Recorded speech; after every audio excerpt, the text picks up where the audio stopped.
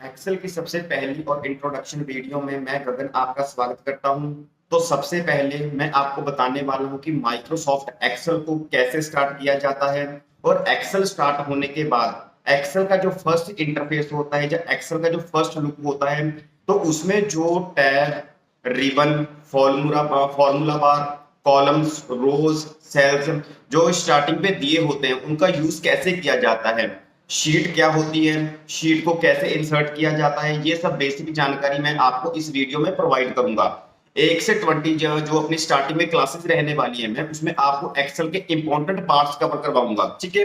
क्योंकि सभी लोग एक्सेल में सबसे पहले आपको होम टैब, इंसर्ट टैब ही कवर करवाते हैं, बट हम ऐसा कुछ भी नहीं करेंगे। क्योंकि होम टैब हो गया या इंसर्ट टैब हो गया, जो उसमें ऑप्शंस दिए गए होते हैं, जैसे जैसे बोल्ड करना, इटैली करना, फॉन्ट साइज बढ़ाना, ठीक है, टेक्स्ट को कलर देना, ये सब बेसिक चीजें हम Microsoft Word and Microsoft power point में भी कवर कर चुके हैं। सो मैं डायरेक्टली आपको एक्सेल होम टैब से शुरू नहीं करवाऊंगा, ठीक है।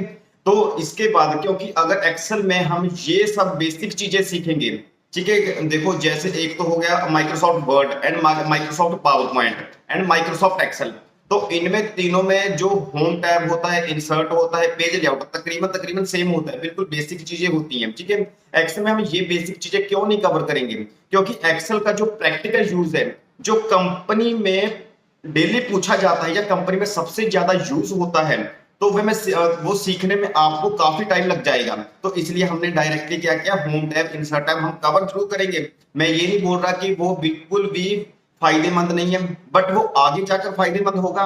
बट स्टार्टिंग में हम उन चीजों को कवर करेंगे जो ऑफिस यूज के लिए डेली वर्क में आ रही है, ठीक है। तो इसलिए आज की इस वीडियो में हम सबसे पहले बेसिक चीजों को कवर करेंगे, जैसे सम कैसे निकालते हैं, मैक्सिमम कैसे निकालते हैं, मिनिमम कैसे निकालते हैं। फिर इसके बाद हम एक्सेल में सबसे ज्यादा यूज होने वाला फार्मूला, इफ फार्मूले का यूज करना सीखेंगे, ठीक है। जो इफ फार्मूला रहता है वो बहुत सारी जगहों पर जैसे कैलकुलेशन करने के लिए यूज किया जाता है। कोई भी रिजल्ट निकालना हो तो इफ फार्मूला से हम ऑटोमेटिकली जल्दी से रिजल्ट निकाल सकते हैं, ठीक है। तो इफ फॉर्मूले के बाद इसके जो प्रॉपर्टी होती है, जैसे इफ एंड फॉर्मूला हो गया, इफ और फॉर्मूला हो गया, वो भी हम इसी के साथ ही कवर करते जाएंगे, ठीक है। तो इसके बाद कुछ ऑप्शंस और दिए जाते हैं जो एक्सेल में काफी इंपॉर्टेंट रहने वाले हैं, जैसे फिल्टर क्या होता है, सॉर्ट क्या होता है, इनका इस्तेमाल कैसे किया जाता है, एंड उसके बाद हम डाटा वैलिडेशन क्या होता है, फ्लैश फिल क्या होता है, ठीक है। तो इन सबको हम स्टार्टिंग से ही कवर करते जाएंगे, ठीक है। क्योंकि अगर आपको किसी भी कंपनी में बढ़िया पैकेज के साथ जॉब लगनी है, तो आपको ये सारे स्टार्टिंग के पॉइंट आने ही आने चाहिए, ठीक है। तो ये था हमारा एक्सेल का हमारा छोटा सा ओवरव्यू। तो इसके बाद हम अब बढ़ते हैं कंप्यूटर की स्क्रीन पर और शुरू करते हैं computer introduction. So let's start. तो हम आ चुके हैं अपने कंप्यूटर स्क्रीन पर। तो सबसे पहले एक्सेल सीखने के लिए एक्सेल को कैसे ओपन करना है, तो हमें सबसे पहले ये सीखना होगा। तो एक्सेल को ओपन करने के लिए सबसे पहले हमें स्टार्ट बटन पे क्लिक करना पड़ेगा और यहां से हमने एक्सेल को ढूंढना पड़ेगा, बट इसमें हमारा काफी टाइम वेस्ट जाएगा। तो इसलिए मैं आपको रिकमेंड करूंगा एक्सेल को स्टार्ट करने के लिए फास्ट वे। तो एक्सेल को स्टार्ट करने के लिए फास्ट वे क्या रहेगा, तो देखिए, तो सबसे पहले हमको क्या करना पड़ेगा, कीबोर्ड से विंडो प्लस आर को प्रेस करना पड़ेगा। विंडो प्लस आर को प्रेस करने के बाद हमारे पास ऐसा एक डायलॉग बॉक्स ओपन हो जाएगा। तो इसमें हमने सिंपली क्या करना है, एक्सेल टाइप करना है। एक्सेल टाइप करने के बाद ओके बटन पर प्रेस करो, ठीक है। तो ऐसे हमारे पास माइक्रोसॉफ्ट एक्सेल ओपन हो जाएगा, ठीक है। तो इसके बाद माइक्रोसॉफ्ट एक्सेल ओपन होने के बाद हमारे पास एक ऐसा लुक नजर आता है माइक्रोसॉफ्ट एक्सेल का, ठीक है। तो अगर बात की जाए माइक्रोसॉफ्ट एक्सेल की, तो इसमें काफी वर्जन आ चुके हैं माइक्रोसॉफ्ट एक्सेल के रिलेटेड, ठीक है। तो जैसे 2010 हो गया, 2003, 2007, 2015, 2017, तकरीबन काफी वर्जन आ चुके हैं, बट उनका एडवांस लेवल भी काफी ऊंचा हो चुका है। अगर हमें यहाँ आज के टाइम में 2003 या 2007 वर्जन यूज करते हैं माइक्रोसॉफ्ट एक्सेल का, तो उसमें क्या होता है, तो उसमें जो हम एडवांस फीचर्स आज के टाइम में ऐड किए गए वो 2003 और 2007 में देखने को नहीं मिलेगा। तो मैं आपको रिकमेंड करूंगा कि आप न्यू वर्जन का ही यूज करें, ठीक है। तो मैं फिलहाल आज के टाइम में 2020 का यूज कर रहा हूं माइक्रोसॉफ्ट एक्सेल का। तो इसमें देखो, जब हम माइक्रोसॉफ्ट एक्सेल को ओपन करते हैं तो हमारे पास सिंपली एक ऐसा लुक नजर आता है माइक्रोसॉफ्ट एक्सेल का।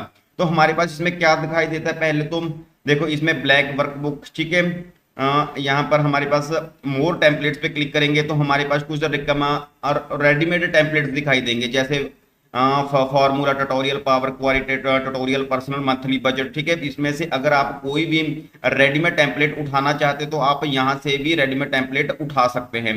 ऐसे ही हमारे पास जैसे बिजनेस के रिलेटेड हमें कोई टेम्पलेट चाहिए, पर्सनल चाहिए, planners and trackers, list, budget, तो आपके पास काफी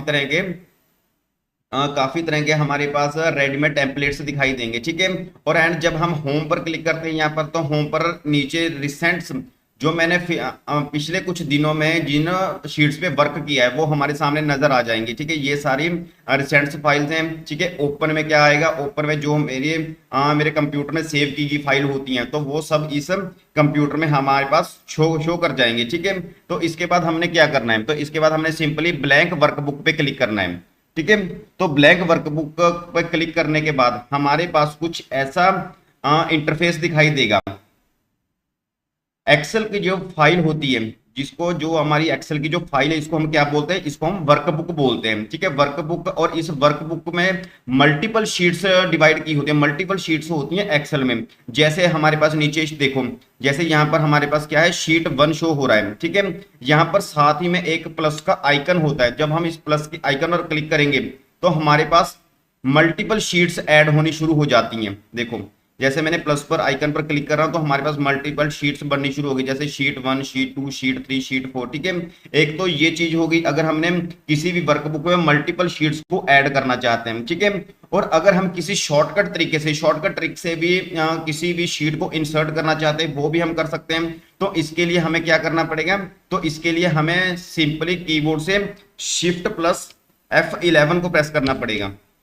देखो नीचे जब हम शिफ्ट प्लस F11 प्रेस करते हैं तो क्या होता है, शीट के लेफ्ट साइड, एक देखो शीट के लेफ्ट साइड ये क्या होता है, हमारे पास शीट इंसर्ट होती है। देखो शिफ्ट प्लस 11 प्रेस किया तो हमारे पास लेफ्ट में हुई। अगर हम यहां से प्लस के आइकन पर प्रेस करते हैं तो राइट साइड होती है। तो एक चीज ये आपको ध्यान में रखनी है। ठीक है, तो एक आपको शॉर्टकट जरूर याद रखनी है। अगर हमने कोई भी शीट को इंसर्ट करना हो तो उसके लिए क्या यूज करेंगे, शॉर्टकट शिफ्ट प्लस F11 को प्रेस करेंगे। ठीक है, तो उसके बाद हम क्या करेंगे, तो उसके बाद हम देखते हैं हमारे पास जो ऊपर ऑप्शन दिए गए हैं। देखो यहां पर हमारे पास क्या है, मिनिमाइज, मैक्सिमाइज, जिसको हम रिस्टोर डाउन बोल देते हैं, ये क्लोज बटन। अगर हम माइक्रोसॉफ्ट एक्सेल को क्लोज करना चाहते हैं तो हम यहां से सिंपली क्लोज बटन पे क्लिक करेंगे और माइक्रोसॉफ्ट एक्सेल को क्लोज कर देंगे। ठीक है, अगर हम इसको रिस्टोर करना चाहते हैं, रिस्टोर कर सकते हैं। ठीक है, मैक्सिमाइज करना है, मैक्सिमाइज कर सकते हैं, मिनिमाइज करना चाहते हैं तो मिनिमाइज कर सकते हैं। ठीक है, और इनको हम शॉर्टकट तरीके से भी इनका यूज कर सकते हैं। ठीक है, तो कैसे करना है मैं आपको सिंपली वे से बता देता हूं। ठीक है, तो पहले हमें क्या करना पड़ेगा, तो पहले हमें कीबोर्ड से विंडो प्लस M को प्रेस करना है, जिसको हम स्टार्ट बटन बोलते हैं। तो इसको हम क्या बोल देते हैं, तो इसको हम बोल देते हैं मिनिमाइज करना। ठीक है, किसी भी फाइल को, किसी भी अपना एक्सेल की कोई वर्कशीट ओपन की होती है उसको मिनिमाइज करना चाहते हैं तो विंडो प्लस M को प्रेस करेंगे तो वो मिनिमाइज आ जाएगा। ठीक है, और अगर इसको हम वापस लेकर आना चाहते हैं तो उसके लिए हम क्या प्रेस करेंगे, तो उसके लिए हम प्रेस करेंगे ऑल्ट प्लस टैब बटन को प्रेस करेंगे। तो ऐसे हमारे पास एक्सेल हमारे पास शो हो जाएगा। ठीक है, विंडो प्लस M से क्या होता है, मिनिमाइज हो जाता है। ऑल्ट प्लस टैब से क्या होता है, इसको हम सामने लेकर आ सकते हैं। तो ये आपको ट्रिक जरूर बरतनी है। ठीक है, तो इसके बाद क्या होगा, इसके बाद अगर हम alt plus space plus R बरतते हैं, alt plus space plus R, इन तीनों बटनों को अब एक साथ बरतेंगे तो ऑल्ट स्पेस प्लस R, तो इसको हम मैक्सिमाइज भी कर सकते हैं। तो हम यहां से इसको कॉर्नर से ड्रैग करके भी इसको बड़ा छोटा कर सकते हैं। ठीक है, विंडो एक लिख के रख लेनी है, ये window alt plus space plus R, इससे हम क्या कर सकते हैं, विंडो को रीस्टोर कर सकते हैं। अगर इसी के साथ हम alt space plus X press करेंगे, ऑल्ट स्पेस प्लस X, तो इसको हम मैक्सिमाइज कर सकते हैं। ठीक है, मिनिमाइज एंड मैक्सिमाइज, मिनिमाइज करने के लिए control alt space plus R का यूज करेंगे, ऑल्ट स्पेस प्लस R का, and alt space plus X के लिए हम मैक्सिमाइज का यूज करते हैं। ठीक है, अगर हम इसको क्लोज करना चाहते हैं माइक्रोसॉफ्ट एक्सेल को, तो इसके लिए हम क्या यूज करेंगे, ऑल्ट प्लस F4 का। तो ऑल्ट प्लस F4 को प्रेस करने से हम पूरे के पूरे एक्सेल है जो हमारा माइक्रोसॉफ्ट एक्सेल को हम क्लोज कर सकते हैं। ठीक है, ऑल्ट प्लस F4 से अगर हमें यहाँ पर जब ऑल्ट प्लस F4 प्रेस करते हैं तो हमारे पास एक ऐसा डायलॉग बॉक्स ओपन होगा। तो इसमें ये हमें पूछेगा कि आपने जिस वर्कबुक को क्लोज करना चाहते हैं वो उसको सेव करके क्लोज करना है या डोंट सेव करके। अगर हाँ आपने कुछ एडिट किया है तो उसको सेव कर ले, अगर कुछ आप एडिट नहीं करना चाहते तो डोंट सेव पे क्लिक कर सकते हैं। तो ठीक है, तो ये तो हो गया हमारा अगर इसको क्लोज करना चाहते हैं। ठीक है, उसके बाद हम देखते हैं आगे। इसके बाद हम देखते हैं एक्सेल। अगर हमारे पास जैसे हमारे पास माइक्रोसॉफ्ट एक्सेल तो ओपन है, बट हम माइक्रोसॉफ्ट एक्सेल को क्लोज नहीं करना चाहते, उसमें जो फाइल है उसको क्लोज करना चाहते हैं। तो इसके लिए हम क्या प्रेस करेंगे, तो इसके लिए हम कंट्रोल प्लस डब्ल्यू प्रेस करेंगे। जब हम कंट्रोल प्लस डब्ल्यू प्रेस करते हैं, ये फिर दोबारा पूछेगा कि आप सेव करना चाहते हैं, जहां हम डोंट सेव पे क्लिक करते हैं। देखो ये हमारे पास जो हमारी वर्क बुक थी, जहां पर बुक 1 शो हो रहा था, वो हमारे पास क्या होगी, क्लोज हो चुकी है। बट जो माइक्रोसॉफ्ट एक्सेल है वो हमारे पास अभी भी ओपन है।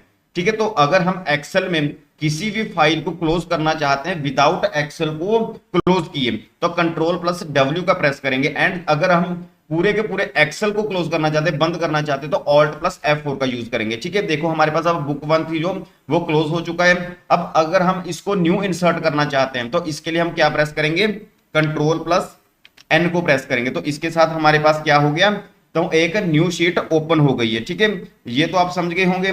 तो उसके बाद हम क्या देखते हैं, उसके बाद अगर हम किसी भी वर्कशीट को, किसी भी वर्कबुक को जूम करके देखना हो, वर्कबुक को जूम करके देखना, तो इसके लिए हम क्या करेंगे, तो इसके लिए हमने कीबोर्ड से सिंपली कंट्रोल बटन को प्रेस करके रखना है एंड माउस के साथ जो हमारा स्क्रॉल बार होता है माउस का, उसको आगे की तरफ घुमाना पड़ेगा। तो इसके साथ हम इसको क्या कर सकते हैं, तो जो हमारे सेल्स होते हैं तो इसको हम जूम इन कर सकते हैं। ठीक है, तो ऐसे ही हमने अगर इसको जूम आउट करना हो तो जूम आउट के लिए क्या करना पड़ेगा, तो जूम आउट के लिए हमने सिंपली वही का काम करना, कंट्रोल बटन को प्रेस करना पड़ेगा एंड अब जो माउस का स्क्रॉल बार होगा उसको पीछे की तरफ ड्रैग करना पड़ेगा। तो इसके साथ हम इसको जूम आउट कर सकते हैं। ठीक है, zoom in zoom out, zoom in करने के लिए आगे की तरफ, जूम आउट करने के लिए पीछे की तरफ हम इसको घुमाएंगे तो जूमिंग हो जाएगी। ठीक है, अगर हम माउस को बगैर हाथ लगाए, अगर हम माउस के बगैर इसका यूज करना चाहते हैं तो क्या कर सकते हैं, तो इसके लिए हम एक शॉर्टकट ट्रिक भी यूज कर सकते हैं। तो वो शॉर्टकट क्या है, Alt plus V plus Z. जब हमने Alt plus V plus Z press करेंगे तो हमारे पास एक जूम की ऑप्शन आ जाएगी। तो इसमें से हम अपनी जूमिंग को सेट करना चाहते हैं, हम 200% जूमिंग रखना चाहते हैं, 100% जूमिंग रखने, 75 रखने, 50 रखने, 25 रखनी है। ठीक है, तो अपने हिसाब से हम यहाँ पर इसको सेट कर सकते हैं। ठीक है, Alt plus V plus Z. तो ये कमांड किसके लिए यूज होती है, तो ये जूमिंग करने के लिए यूज होती है। ठीक है, तो इसके बाद हमारे पास आगे हम क्या देखते हैं, तो इसके बाद हम देखते हैं आगे, अगर हमारे पास रो एंड कॉलम, तो रो एंड कॉलम क्या होती है, सबसे मेन पार्ट होता है माइक्रोसॉफ्ट एक्सेल में, रो एंड कॉलम क्या होती हैं। तो हमारे पास जो ऊपर ऑप्शन दिए गए होते हैं, देखो जैसे हमारे पास A B C D E जो हेडिंग होते हैं, इनको हम क्या बोलते हैं, तो इनको हम बोल देते हैं कॉलम। ठीक है, ये हमारे होते हैं कॉलम। एंड रोज कौन सी होती हैं, जब 1 2 3 4 5, तो ये क्या होती हैं, तो इनको हम बोल देते हैं रोज। ठीक है, कॉलम एंड रोज का आपको पता होना चाहिए। अगर हम एक्सेल की बात करें तो एक्सेल में टोटल कितनी कॉलम्स हैं, तो एक्सेल में टोटल 16,384 क्या है हमारे पास कॉलम्स हैं। अगर रोज की बात की जाए तो 10,48,576, तो 10,48,576 इसमें रो ऐड की गई हैं। ठीक है, तो आपको ये जो चीज याद रखनी है, कॉलम्स क्या होती हैं, जो हमारे पास ऊपर हेडिंग दिए होते हैं ABC, इनको हम बोल देते हैं कॉलम्स। जो 1 2 3 दिए गए इनको हम बोल देते हैं रोज। ठीक है, अगर हम एक और बात, अगर हम जैसे हमारे पास ये एक शीट है, अगर हम इस शीट के लास्ट पर जाना चाहते हैं, सेल के बिल्कुल लास्ट पे जाना चाहते हैं, तो इसके लिए हम क्या यूज करेंगे, तो इसके लिए हम क्या करेंगे, तो इसके लिए लास्ट रो पर जाने के लिए हम कंट्रोल प्लस डाउन एरो का प्रेस करेंगे। ठीक है, कंट्रोल दबाकर रखना है एंड डाउन एरो का प्रेस करना है। ये देखिए 10,48,576 हमारे पास क्या है, रोज है। अगर ठीक है, अगर हम फर्स्ट सेल पे जाना चाहते हैं माइक्रोसॉफ्ट एक्सेल के, तो सेम पोजीशन रहेगी, कंट्रोल दबा के रखना है। बट इस बार जो हमने पहले डाउन एरो दबाया था, अब हम क्या करेंगे, अप एरो दबाएंगे, तो हम फर्स्ट रो पर। ठीक है, डाउन एरो अप एरो। ठीक है, ये आपको, अगर हम राइट साइड में जाना चाहते हैं कंट्रोल प्लस राइट एरो। ठीक है, अगर लेफ्ट साइड आना चाहते हैं कंट्रोल प्लस लेफ्ट एरो। ठीक है, तो ये आपको क्लियर हो गया होगा। ठीक है, तो उसके बाद माइक्रोसॉफ्ट एक्सेल है जो, तो उसका जो यूज है वो हम कहां पर करते जाएंगे। ठीक है, देखो माइक्रोसॉफ्ट एक्सेल है जो किसी भी हम स्कूल में किसी जॉब पे लगते हैं, ठीक है, किसी से किसी फैक्ट्री में लगते हैं, किसी कंपनी में लगते हैं, तो वहां पर हमारे पास काम क्या होता है, तो वहां पर हम किसी कंपनी का डाटा निकालना चाहते हैं, कोई सैलरी डाटाबेस बनाना चाहते हैं, किसी की अटेंडेंस लगाना चाहते हैं, डेली कोई रिजल्ट निकालना चाहते हैं, ठीक है। मतलब कि कैलकुलेशन का जितना भी काम होगा वो हम माइक्रोसॉफ्ट एक्सेल में क्लियर करते जाएंगे। तो आज की जो अपना ये टॉपिक था इंट्रोडक्शन का, हमने इसमें काफी चीजें कवर कर ली हैं। हम बेसिक से लेकर एडवांस तक कवर करते जाएंगे माइक्रोसॉफ्ट एक्सेल को। सो इस वीडियो में शुरू से लेकर एंड तक जरूर देखना। एंड अगली वीडियो में हम अगले पार्ट को कवर करेंगे, जो हमारे पास ऊपर home, insert, page layout, formulas ये दिए गए हुए हैं, तो इनको भी हम वन बाय वन डिस्कस करते जाएंगे। सो इस चैनल पर आप बने रहिए, और किसी भी तरह की आप इंक्वायरी लेना चाहते हैं, जब मैं अपना कॉन्टैक्ट नंबर नीचे दे दूंगा तो आप मुझे कॉल भी कर सकते हैं, ठीक है। तो आज की इस वीडियो में हम इतना ही टॉपिक रखते हैं। अगली वीडियो में अगला एक्सेल को कवर करेंगे। सो मिलते हैं हम अगली वीडियो में। Thank you so much.